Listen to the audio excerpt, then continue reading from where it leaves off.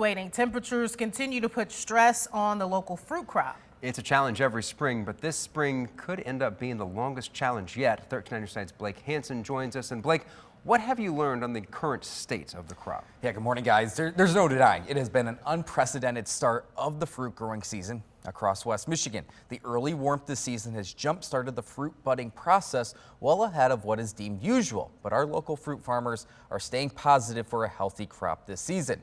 I went back to Railside Orchards in Lowell on the state of their apple crop and what this colder weather this week means for them. So right now we're about a month ahead of schedule. So we are sitting at anywhere from what we call green tip, which is where the leaf just starts to poke out of the bud, to what we call 1/4 inch green and almost pushing into tight cluster. And you know, these guys are really susceptible to the cold right now. And that's what we're concerned about. We're in a waiting game to see what happens, and we're set up for a really nice crop. We just have to see what the weather brings us.